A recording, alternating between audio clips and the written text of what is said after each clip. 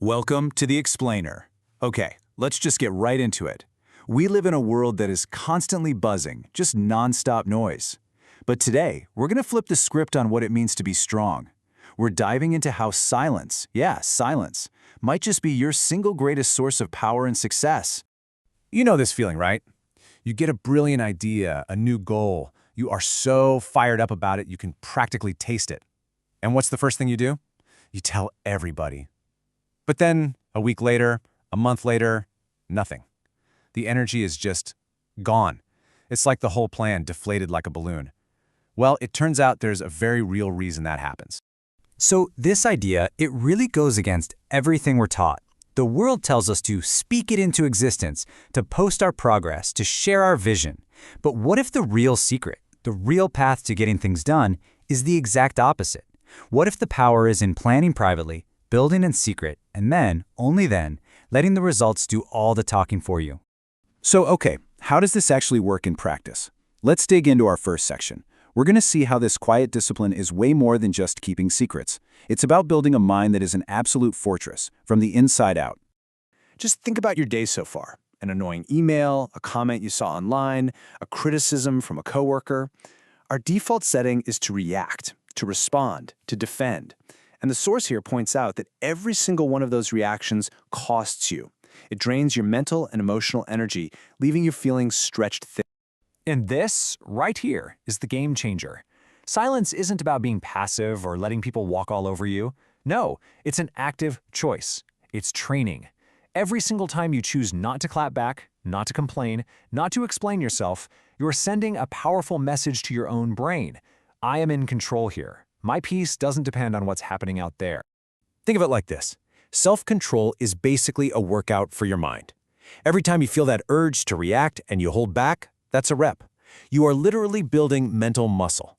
And just like in the gym, the more you do it, the stronger you get. This is the foundation of real emotional maturity. And this is where it gets really practical. See, when you talk about your big goal, your brain gets a little hit of dopamine, a little premature reward that feels good, but it kills your motivation to do the actual work. When you stay quiet, all that ambition, all that desire, it builds up inside you. It has nowhere to go. So it turns into fuel. It turns into fire. Suddenly, all the outside noise disappears, and it's just you versus you. All right, so you're building this inner fortress. What's next? Well, let's see how that mental strength directly translates into actually getting things done in the real world. This is all about building a silent blueprint to protect your future. This visual right here shows the trap perfectly.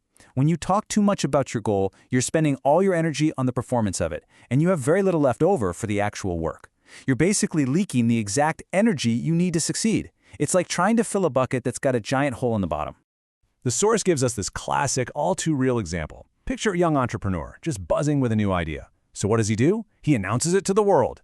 Big things are coming! He's talking the talk, but he hasn't laid a single brick yet. And you know what happens next? Everybody starts asking questions. Hey, how's that brand coming along? When's the launch? What started as excitement quickly turns into pressure. The dream starts to feel heavy, like a burden. And before long, the whole thing just collapses under the weight of all that expectation. So what's the big lesson here? His own words, his own announcement, they created a prism. By speaking too soon, he invited a level of scrutiny that his fragile, unbuilt idea just couldn't handle. He trapped himself. And this quote just says it all, doesn't it? This is the core principle. Build in private, work in silence, and when you're finally done, the result will be so loud, so undeniable, it won't need any introduction from you at all. Okay, so this whole idea of strategic silence, it isn't just for your career or your side hustle. It might be even more important when it comes to the most personal part of your life, your relationships. Just think about it for a second. The moment you start broadcasting every little disagreement, every private joke, every detail of your love life, it's not a private space for two people anymore. You've invited an audience. And with an audience comes opinions, judgment, and gossip. It becomes a public show. And that really forces you to ask a pretty tough question. Are you focused on how your relationship looks to other people, or are you focused on how it actually feels between you and your partner?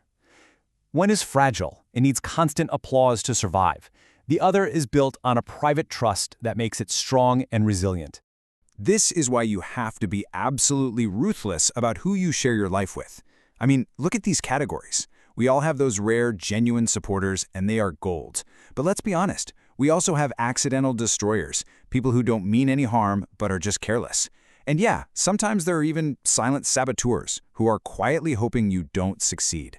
Knowing who is everything. And this quote, man, this is one you should write down. We confuse closeness with safety all the time. But just because someone's your family or you've known them forever doesn't automatically mean they can handle your deepest truths with care. True safety is rare. All right, so we get the why. We understand the theory. But how do you actually apply this to your life, starting today? Well, the source breaks it all down into 5 clear, powerful rules. Think of this as your new code of life. And here they are. Simple, but not easy. Your next move? Keep it to yourself. Your finances? Nobody's business. Your deepest pain? Heal it, don't perform it.